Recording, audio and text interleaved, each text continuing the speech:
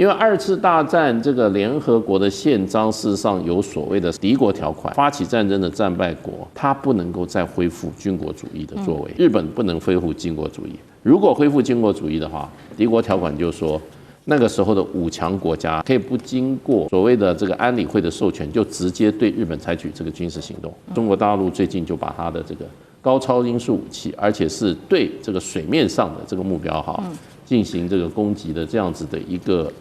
鏡頭哈，就播出來，而且也很罕見的把這個潛艇哈浮上水面，一個艦隊哈展示出來。那這就是亮劍，最主要就是亮給日本看。中俄這一回強勢的壓進了第一島鏈的戰場，曝光了。今天會幫觀眾朋友來特別做解讀，包括了大陸解放軍最近的動作非常的多，遼寧號狂刷100架次，超高音速導彈也下殺，這個畫面也曝光了。再加上中俄最近做的反導彈聯合開火，日本最新消息今天會來帶觀眾朋友看到是新建在台灣附近新建了飛彈島，壓境東亞是否踏入戰爭的臨界點？今天會一起做關注。3個火線話題，今天請來賓幫我們做解答。第一個，剛剛強調了，除了遼寧號在外海做這種強度演訓之外，還有高超音速的這個導彈畫面也曝光了，是看到的是有垂直下殺把船的這個畫面。北京秀軍事肌肉是在對美日台發出警告嗎？第二件事情，這個是最新消息，日本在台灣附近打造的飛彈群島壓到了中國大陸的家門口，從與那國島一直到宮古島全面武裝。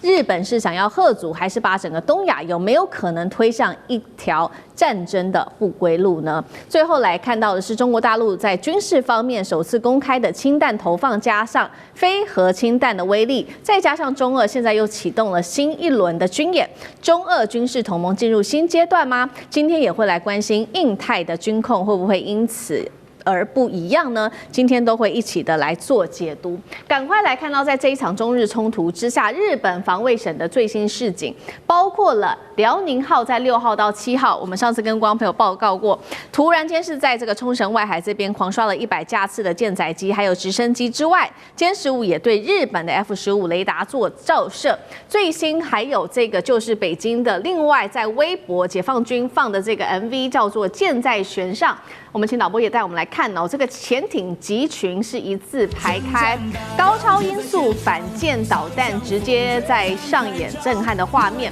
從畫面中，我們等一下也可以逐漸來看到，是從高空有一個垂直下殺的這個砸中靶船的一個畫面。專家特別針對了這個影片也做了一個分析，認為這個影片就是在針對美日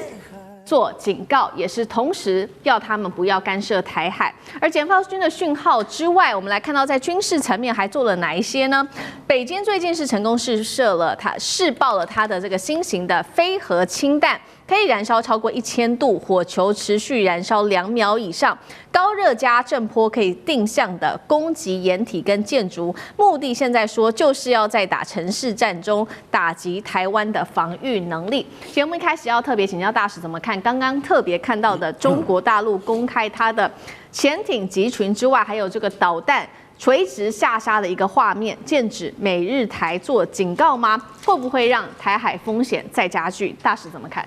對，我想最主要，中國大陸為什麼會亮劍啊？其實這些都是既有的武力，既有的這個新的裝備啊。那你說中國大陸有70幾艘的這個潛水艇啊，本來就是區域裡面最強大的一支潛水艇。那他為什麼要在這個時候啊，把它這個正式擺開？這個在中國大陸的軍事術語叫亮劍。亮劍就是當受到威脅，或者說受到某種壓力的時候，或者有一些關鍵時刻可能要發生，中國大陸會先把武器先亮出來。為什麼？這個就亮劍就是讓你評估，免得你會做錯誤的判斷。也就是說，你搞不清楚中國大陸現在武力到什麼程度，那他就先告訴你，然後呢，你自己評估，免得有這個武器，結果對方也不太清楚，或者說故意搞不清楚，然後呢，做了一些挑戰，然後發生衝突以後，那衝突一定會造成損失。所以大陸的戰略是先讓你知道我的武力在哪裡，讓你自己評估，讓你知難而退啦。那我想它最主要還是針對日本，因為這個11月7號高市早苗的這個發言啊，那事實上的話是對在承平時期對中國大陸，那麼公然這個等於就是說要做出行使武力的威脅。那這個中國大陸事實上的話，當然就一定會強烈回應。另外一個就是說，對於過去其實從2016年就開始的日本的再武裝，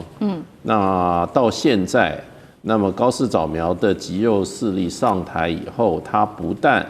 這個對中國大陸進行武力威脅，明白表示說他要干涉台海未來的發展啊。其實台海兩邊他都知道不是日本的，都是屬於中國的。他事實上他的所有的文件都承認，對，1972年、1978年。他都認為台灣是屬於中國的，對，所以就變成就是說，那他現在就是管你是中國還是哪裡，他就是要干涉，而且就是說你發生事情的話，我就要行使怎麼樣這個所謂的集體自衛權啦。那這個情況之下，中國大陸是認為說這個那麼日本的高市早苗政權事實上正在把日本的軍國主義的這一套這個整個的思維跟做法上，在高度的怎麼樣復刻，而且高速往軍國主義的這個方向去推展。那另一個方面就是說，另外一方面，二次大戰以後所建構的整體的國際秩序，日本是一個挑戰者，他不願意接受。在領土的安排上，在對日本這個國家的約制上，因為二次大戰這個聯合國的憲章事實上有所謂的什麼敵國條款，也就是這一些當時的這些發起戰爭的戰敗國，他不能夠再恢復軍國主義的作為。那德國不能恢復納粹主義，日本不能恢復軍國主義。如果恢復軍國主義的話，敵國條款就說那個時候的五強國家，聯合國的五強國家可以不經過所謂的這個安理會的授權，就直接對日本採取這個軍事行動。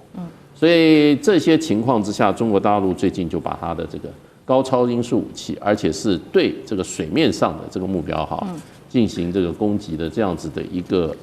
鏡頭就播出來，而且也很罕見的把這個潛艇浮上水面，一個艦隊展示出來。那這就是亮劍，最主要就是亮給日本看，然後要震懾日本，那然後讓日本知所節制要不然就是說，如果日本再往這個路上走的話，那未來跟中國大陸一定發生武力衝突。那麼另外一方面，日本現在連非核三原則也都要放棄。對，那日本变成一個核武國家的話，那東亞就永無寧日了。好，現在整個東亞其實陷入在蠻緊張的一個態勢當中。日本它這個時候亮劍剛剛提到了嘛，高超音速武器還有他們的潛艇之外，其實呢，東京這個油門持續的踩下去，讓日中關係現在被預估是跌到了10年來最冰點的此刻，因為他現在正式的，這是最新消息，今天的新聞啟動了40年來最大的軍備擴張。我們來趕快看到這個消息，是他在台灣周邊打造的飛彈群島，沿着大約是160個島嶼組成的琉球湖線，陸續在這邊新建各種的陣地，包括了反艦飛彈陣地、雷達塔、彈藥庫、電子戰的設施，要嚇阻大陸武力威脅，來自於日方的說法。而在台灣的東方，只有大概110公里的與那國更被打造成最前線，被當作是火力哨站，等於把戰場也推進在台灣跟大陸的家門口。這一波飛彈群島化是真的能夠嚇阻大陸，還是把東亞推向另外一場軍事戰爭當中？幹哥怎麼解讀？因為與那國島距離台灣是最近的，才110公里，所以你在上面做什麼事情、動什麼手腳，那都會被當作焦點來看待。那最近呢，因為他們在與那國島已經真的就部署了雷達站其實與那國島本來是沒有軍隊的，但以現在嚴格來講的話，也不叫有軍隊。他們的那個海軍陸戰隊最多是部署在沖繩，也就是說在琉球。所以與那國島距離台灣這麼近，你在上面真的放上飛彈的話，那就是挑釁。目前我們所知道是石垣跟宮古這兩個島。的確有12式陸基對艦飛彈已經部署上去了。那他們部署上去其實有2-3年的時間，可是與那國島不一樣。你如果真的部署上去的話，那就驗證了高市你的台灣有事論。台灣有事，日本就有事。你就印證了你的野心在哪裡。所以40年來最大的軍備擴張，你可以從它一些很小的動作裡面看出來，它是真的還是假的。那這次在那個就是說我們在中國海軍遼寧艦它在那個公海上面，竟然被日方的 F-15戰鬥機逼近。那殲15從遼寧號上起飛是奉命去看看你的意圖，這一定要攔截的啦。不攔截不可能。可是通常以前我們在看美俄在冷戰時期的北冰洋的对峙，蘇聯的轟炸機飛過美國航母艦上空的話，通常是不會開照射雷達的。那中國這次就很果決，開了照射雷達，就我告訴你，我已經照着你了可是開照射雷達到了開火控雷達還是一段距離。就算你開了火力控制雷達之後，還沒有按下按鈕，那就是第3步。所以說，從照射到開火控到真正發射飛彈，其實還很遙遠。那是一種自衛、宣示自衛的一種權利。所以我覺得這次這件事情一直沒有辦法平息下來的原因，就是說日本認為他們受到了挑釁，可是中國不是這樣想。我在公海上面演習，你的飛機靠近我，雖然你的戰鬥機也是在公海上，但是這絕對是挑釁行為。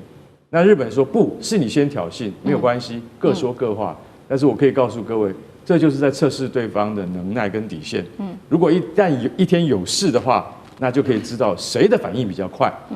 那與那國島老實講一句，是我們注意的一個焦點，就是說再過個幾個月，他們對於他的防禦跟攻勢的加強，是不是正如中國的觀察家以及台海兩岸的觀察家所預判的？他會把什麼？他可能還會把對艦飛彈移到這個陸地上面去，到島嶼上面去，還有他可能派真正的警衛團，也就是說，那個都是由陸戰隊構成的。如果真的派上去，哪怕是一個排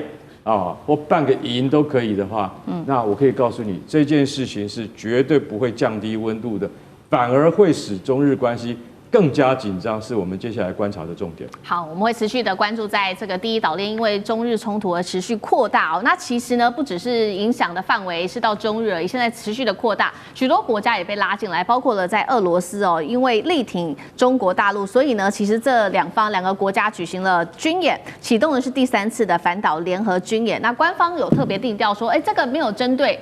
任何國家，包括了第三方那美國，我們來看看美國的態度呢，現在是如何？美國在這個時候敏感時機，突然間戰略態度改了一個方向，最新修訂的是他們的國家安全戰略，而且比較特別的事情是不再把俄羅斯列為直接威脅了，是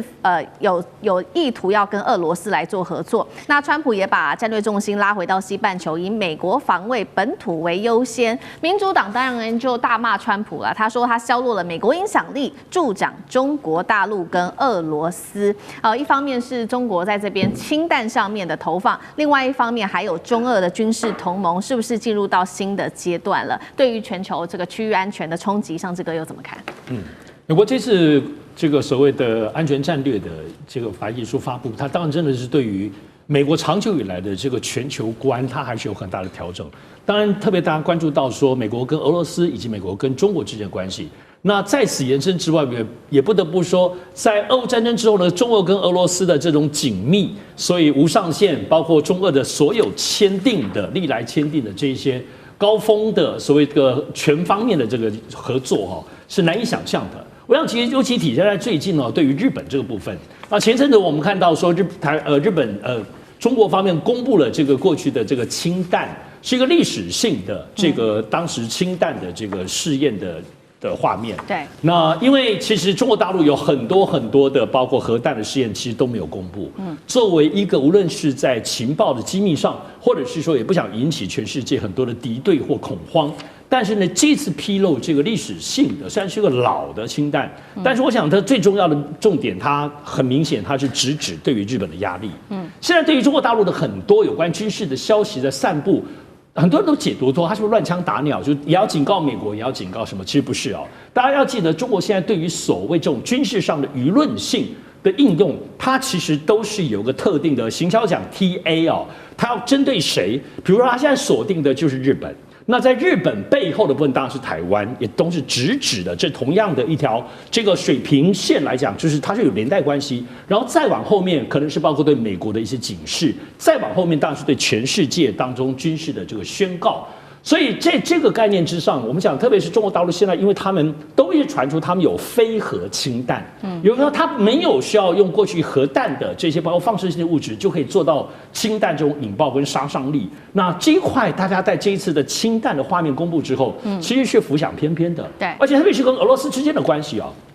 當然我們知道中俄關係的緊密，我們特別要看一下。在今年的部分，因為9月上旬，也就是才1個多月前，俄羅斯已經正式由他們的第一總理丹尼斯宣布說，他們要把手上當中對於寬體客機的重引擎，也就 PD-26，那這個部分是現在中國大陸做不到的哈，就未來要做 C929。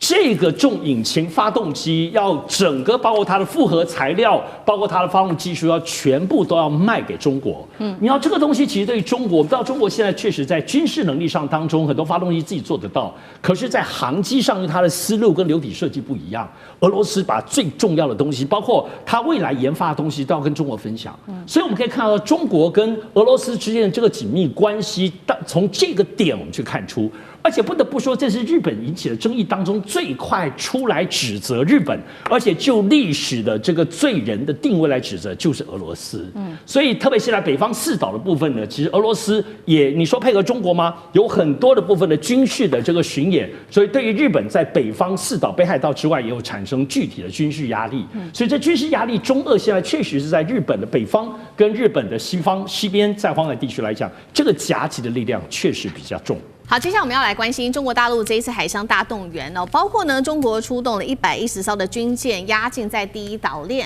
另一頭1周內是連闖了日本周遭4大戰略水道哦。另外，我們今天也會來關心到是中俄的飛彈也攤牌，火力網現在在成型當中，美軍航母神話還撐得住嗎？還有西太的威脅到底接下來會有多大？今天就這些議題會一起來做關心。我們先來看到這個西太平洋現在的壓力真的是在升溫。中國大陸這一次不是演習而已，在改寫第一島鏈的整體的規則。我們要來看到是在1周之內已經被發現至少是7艘來自於大陸的主力軍艦接連穿越了日本周遭的4大戰略水域。好，這當中包括了我們今天會來特別關心到宮古海峽到大隅海峽、對馬海峽跟宗谷海峽。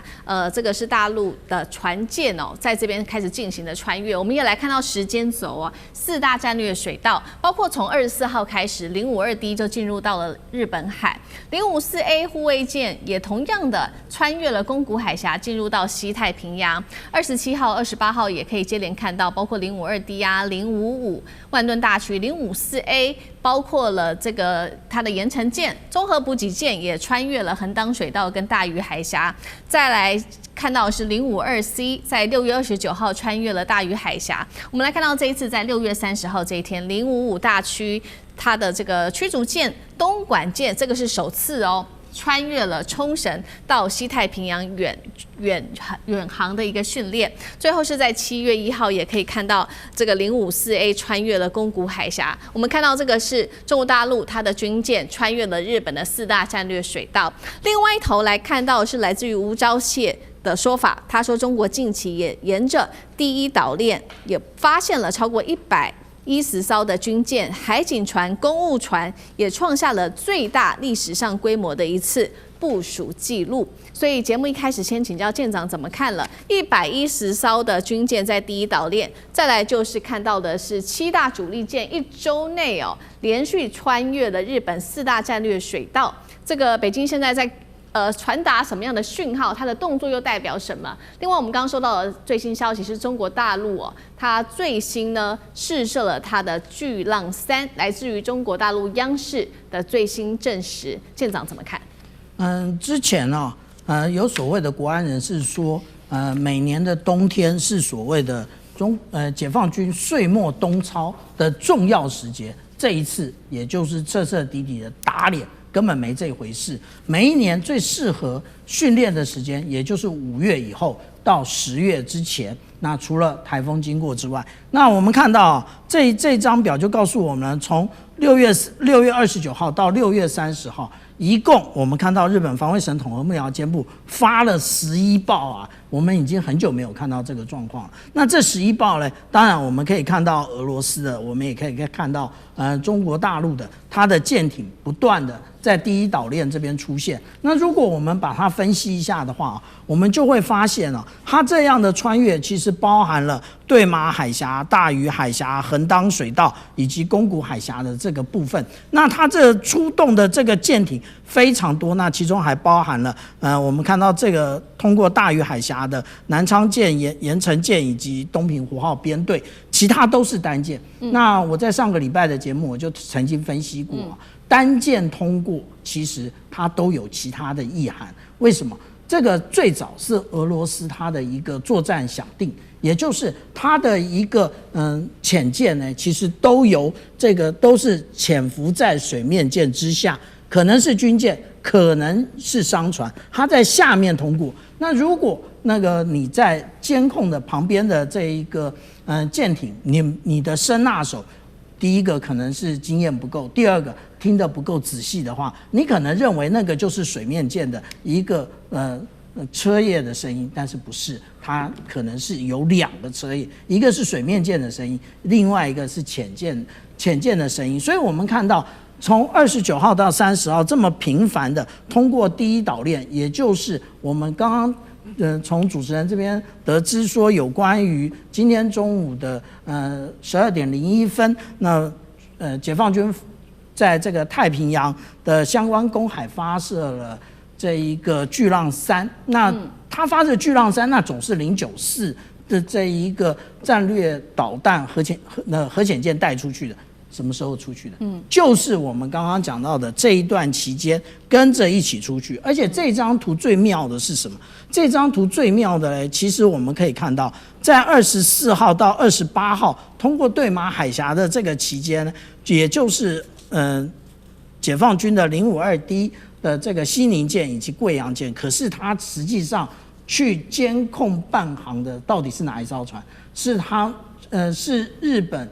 的海洋拖船1200噸的。奇怪了，我們不是說它有非常多新一代的這一個最上級跑到哪去？其實在這麼多裡面，只有一艘最上級，它監控的也就是刚剛主持人講到的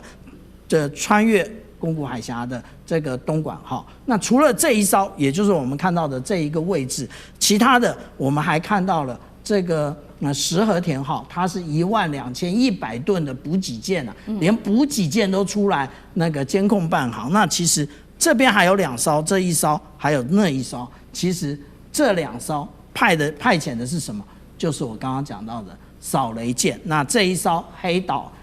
號，它還不是掃雷艦，它是掃雷艇，它連500噸都沒有。那以這樣的一個程度去監控，中國大陸解放軍的第一島鏈的穿越，那代表的是什麼？也就是日本最近在做什麼堅毅之龍啊，這個東方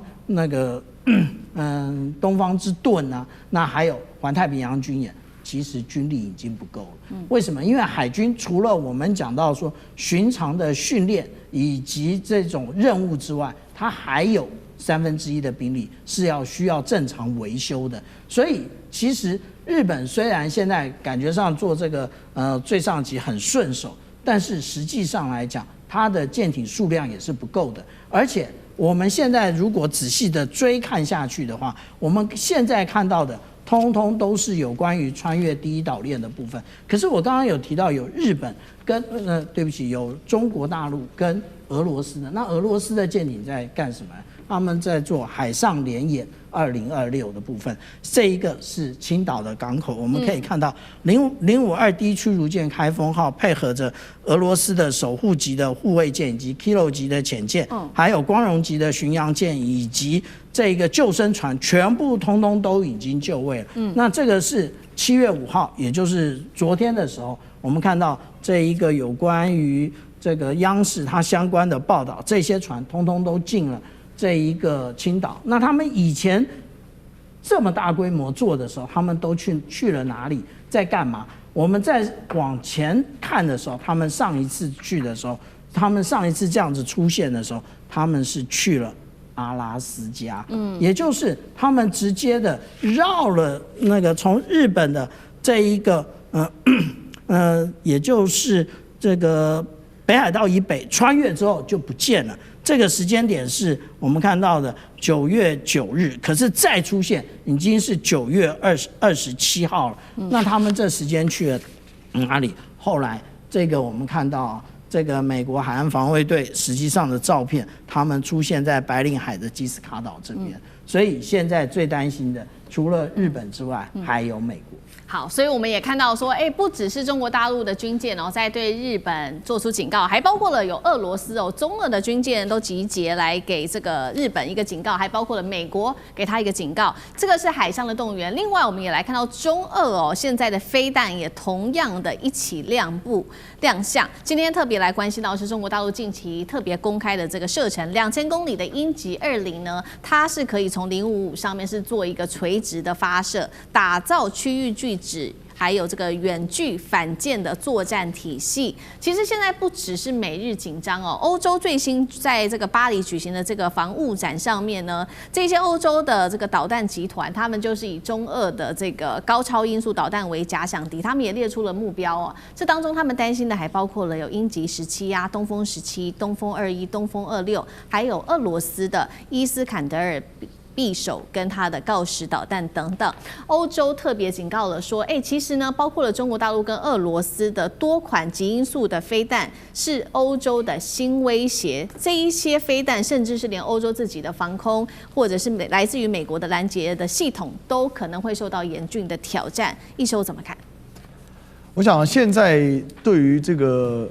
歐美來講，它這個攔截要針對中俄，因為中俄就是以這個導彈為做一個核心嘛，那種極音速的，它目前攔截率都是非常的低的。而且呢，重點是它還可以是多種，它是三種不同的位面可以發射，它可以潛射、艦射就是海上的發射，或者海底的發射，那也可以陸基的，那也有空基的，所以基本上這個是一個非常大的一個巨大的威脅啦。那尤其這個第一島鏈目前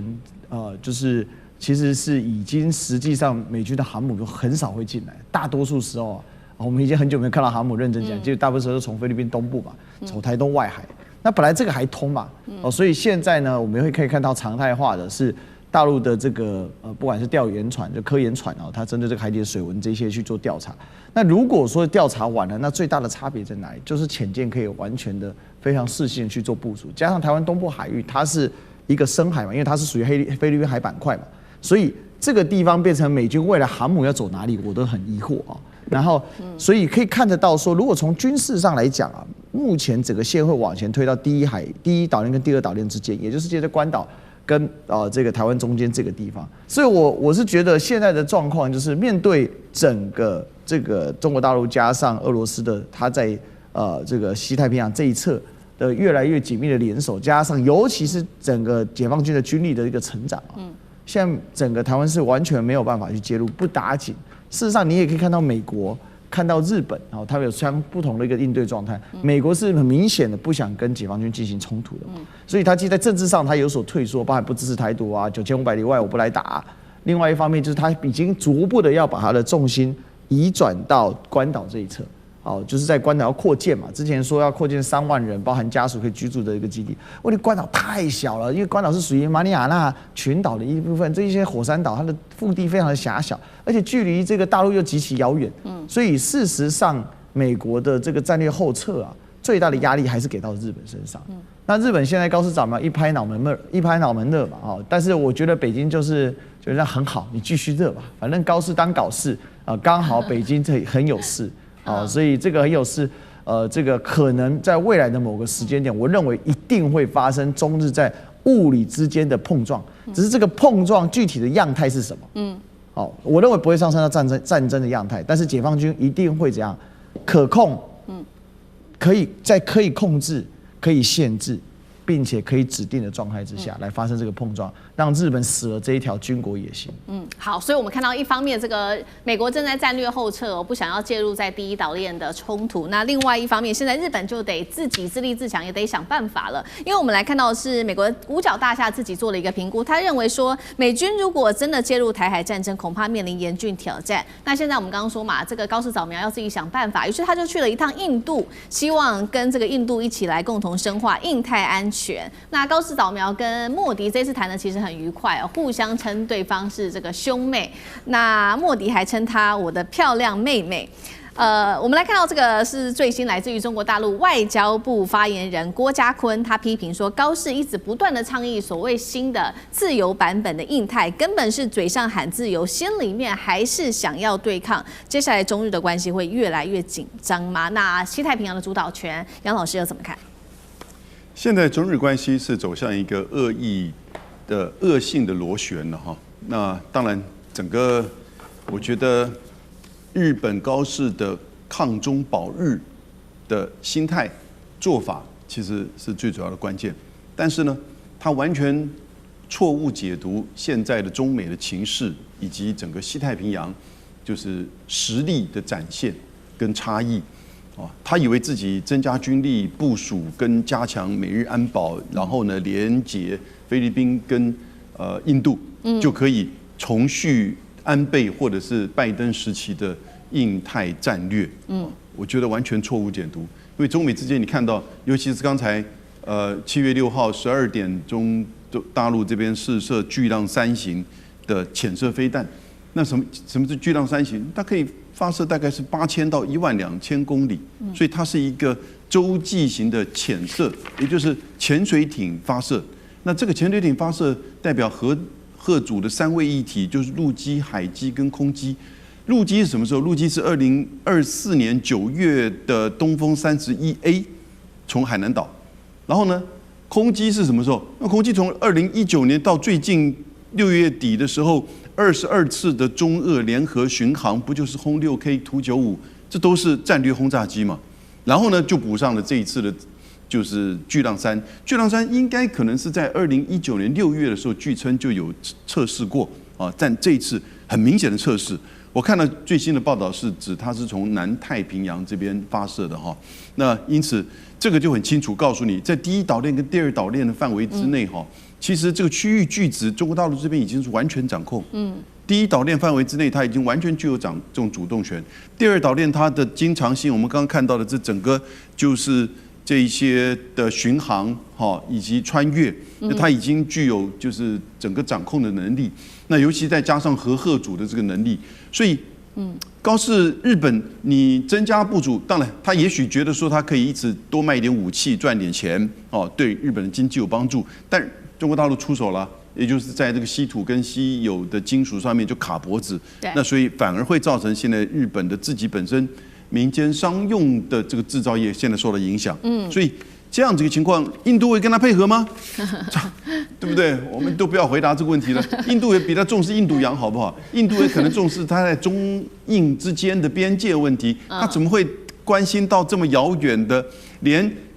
印太總部都改名字叫太平洋總部了，美國人都放棄了，你高市人沒有看清楚呢，沒有看懂呢？接下來我們要關心稀土戰現在正式開打，尤其川普現在正式的在白宮宣布，他要砸下120億，要做什麼呢？搞一個國家金庫。另外一方面，他還拉了20個國家一起要做這個稀土相關的事業，來圍堵中國大陸。全球供應鏈現在正式的進入去中國戰時體制，能夠成功嗎？今天一起來做關心。好，剛剛特別提到了嘛，川普他啟動了這個金庫計劃，這個是國家級別的稀土儲存工程。我們趕快來看一下細節是什麼。投入資金相當於大概120億，也就是3700多億新台幣，主要是由美國的這個出口銀行主導融資，然後還會有一些私人的資本，建立一座現在是說可以支撐60天左右的一個戰略礦產的庫存，不要再依賴中國大陸，靠自己可以至少支撐60天，但這樣夠不夠呢？那儲備的清單也當中特別提到了，包括了稀土之外，還有銅、鋰、鈷等等，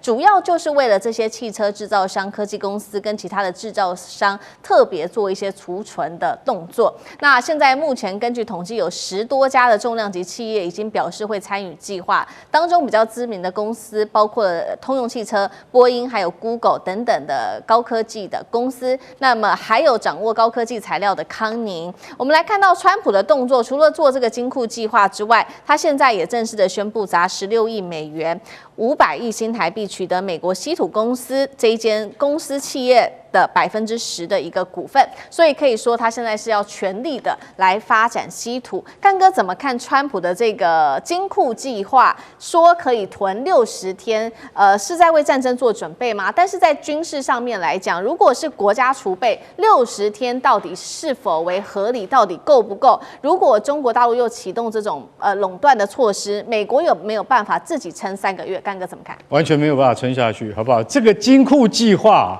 我跟你講，川普什麼時候都要講利益的，對不對？終於碰上了這個計劃是不講，他說我們這個計劃是非盈利的，終於碰到這個不用賺錢的。為什麼你知道？因為這是國家級的戰略儲備計劃，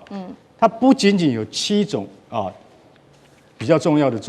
重稀土，然後還有銅啊、鋰啊、鈷啊等等啊、鎳啊等等這些。然後呢，我跟你講，你們這些大公司的10幾家，通用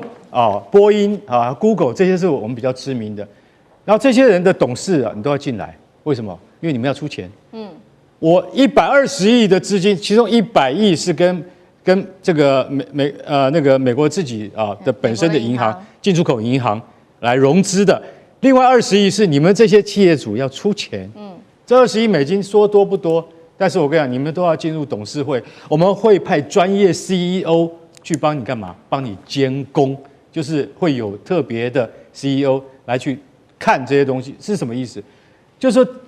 你們出錢，你們在萬一遇到國家緊急狀態，或者是你們的產業發生緊急狀態的時候，你們可以憑你們今天身為董事會的議員，可以去提領稀有金屬。也就是說，今天打起來了，跟誰打不知道，跟俄羅斯、跟中國不一定啊。打起來的时候，那我們就有什麼？我們就有高級戰略資源的儲備銀行。川普的意思是這樣。那如果你不在這個董事會裡面，那對不起，你就沒有資格去領。波音可以沒有稀土嗎？波音可以沒有銅嗎？然後那個 Google 或者是那個通用，它可以沒有石墨嗎？它怎麼造飛機？怎麼造車？所以你们都加入了，你們要付錢你們要付會費，但是呢，我們這個是不盈利的。所以大家去聽了一下，就說那這樣川普很有遠見啊。可是現在我們可以知道，他至少可以支撐60天意思是什麼？意思就是說，大概就只有60天了。我跟各位講一下一個觀念：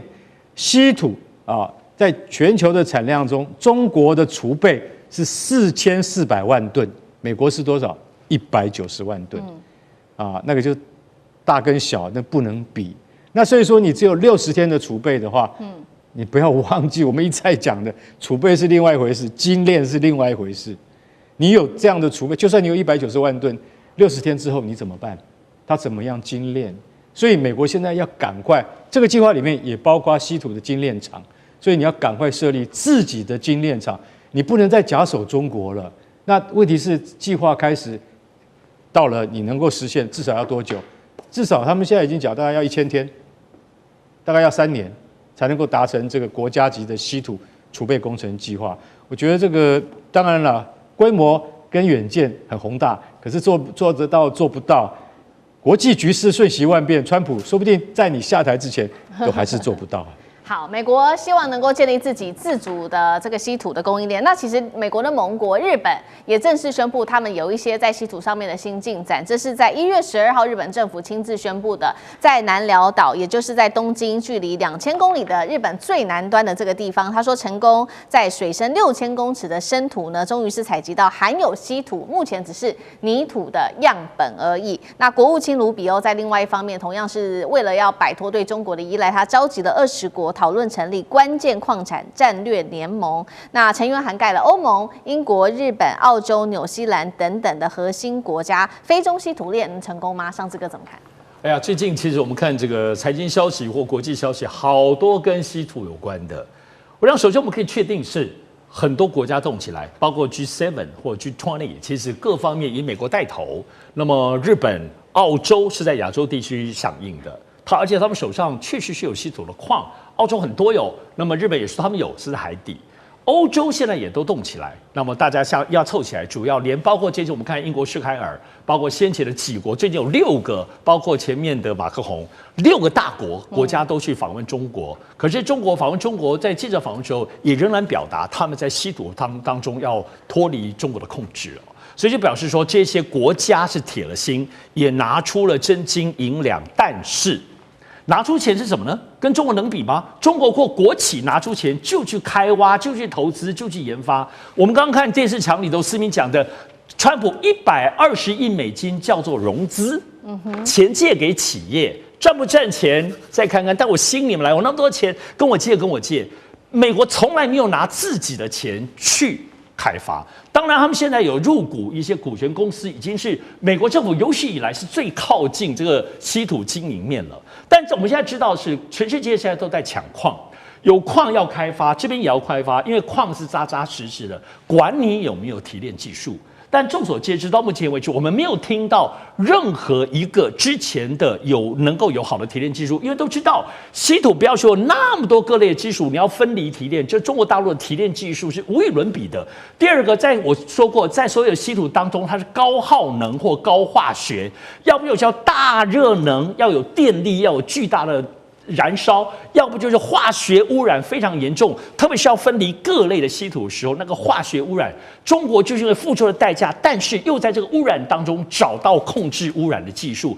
所以不止提煉技術啊，還有控制污染技術。我們知道日本在2010年之後被中國大陸懲罰之後，就一直要突破稀土。可是日本怎麼做？他在國內能做污染嗎？不，他幹嘛就跑去找菲律賓、找印尼，說我跟你們合作，我出錢，你們在這邊污染吧。人家也不是笨蛋，所以這個東西沒有那麼容易。就是現在確實是有錢融資給你，吸引很多企業希望你們來，有礦大家都在搶，長久之爭一定要有。但是呢，技術呢，你真的沒有听到真正厲害。唯獨我覺得大家注意的部分是康寧。最近在美國的這個部分的整合裡頭出現了康寧公司。康寧就是全世界我們手機那個康寧大猩猩玻璃，在愛迪生時代那個燈泡之所以能夠出來，就是因為康寧做的玻璃。我個人認為，在整個盤點所有，包括不只是我投資機構裡頭，在目前來講，有可能有提煉稀土技術的，可能就美國已經有幾百年歷史的這個康寧公司，但只是因為要污染要錢。康寧現在做手機屏幕已經賺的都快死掉了，他幹嘛要去做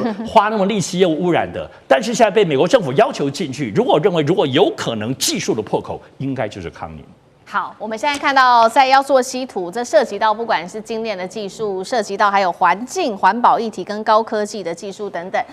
在這種長遠來看，一邊是中國大陸，一邊是美日跟他的盟友來看這一場稀土戰的後續，艦長怎麼看？剛剛桑志兄已經說得很清楚了，製造稀土其實它真正難的是它的技術，它的 know how。我有一個礦哦，只是這個的入門的一個儀式，叫做入門的門檻而已，起手式。那現在全世界的針對做稀土的這個叫做專利有將近快要7萬項，7萬項中間中國大陸大概有60%，所以他知道的最多。那我也看過了一篇這個專門的一個這類的文章，很長，他寫的就是說，美國想要去克服這個的話，想要做到跟中國一樣的這種程度的話，這種能力，它基本上是一定是國家推動，要推動花上兆元，然後大概要10年的時間。剛剛可以看到，川普在這裡成立一個融資是120億，那個上兆元是10個1000億，你就知道這是根本是小兒科。他只是這樣子去動，他想要這樣子去做，但是如果說中國把這個稀土當做一個武器化的話，它到底會有什麼影響？我想這有短中長期。短期，美國跟他的盟友會非常的慘。我說這個短期在1年之內，他們很多會停產。但是中期大概在3年的時候，那個受害的反而是回過頭來是中國的這些稀土商，因為稀土商他大部分賺的錢，他銷售到全世界啊，你給他管制都不出去，那他怎麼辦呢？它的價格會飛上。它的量沒有出來，所以你知道它的量不夠的時候，它價格再多也是沒有用。所以這個時候可能中國就要考慮，如果你要把它當武器化，你要補貼這些稀土商，不然他們可能過不下去。然後接着是長期，長期你給他個5年10年哦，美國以及他的盟友大家一起齊心協力，他一定可以克服，沒有做不到的，但是要很長的時間。到那時候你就會發現，那個稀土的戰略的能夠威脅別人的力量會越來越小，越來越小，越來越小。所以有時候你感覺到，